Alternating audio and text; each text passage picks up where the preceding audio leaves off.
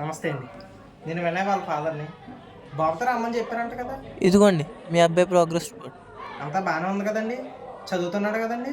ఇంత ముందులా లేడండి. వెనకాల బెంచ్‌లో కూర్చొని చదవడం మానేసాడు. ఏరా అవునా? చదువుతున్నాను తోలు డాడీ. తీసేత్తాను. ఇక్కడి నుంచి అలాగే ఉండదండి. ఏదో ట్యూషన్‌లో ఏసేస్తే సెట్ అయిపోతాడండి. ఎక్కడో ఎందుకండి మన స్కూల్లోనే మార్నింగ్ ట్యూషన్, ఈవినింగ్ ట్యూషన్ చెప్తున్నామండి. చెప్పలేదా మీ వోడు? ఇలాంటివి ఎందుకు చెప్తాడండి? నాన్న యాన్యువల్ డే ఉంది స్కూల్‌లో డబ్బులియి నాన్న అంటాడు. కదరా అంతే కదరా!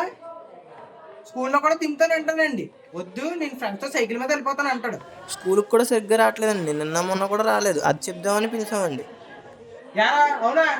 స్కూల్‌కి వెళ్తున్నానని చెప్పి ఎక్కడికి వెళ్తున్నావురా? నేను ఎక్కడికి వెళ్తలేదు నువ్వు డాడీ. ఇంటికి రా. నీకు ఇంటికి వచ్చాక చెప్తాను నీ పని. మీరు కూడా అప్పుడప్పుడు 4 ఏసేస్తా ఉండండి. ఎప్పుడో నేను రాత్రి కొట్టానండి. ఇప్పుడుకొచ్చి పడలేదు. వద్దాం అనుకుంటున్నానండి మీ దగ్గరికి. కానీ నాకు టైం అది సరిపోవట్లేదు. సరే అండి నేను వెళ్ళొస్తాను ఇంకా.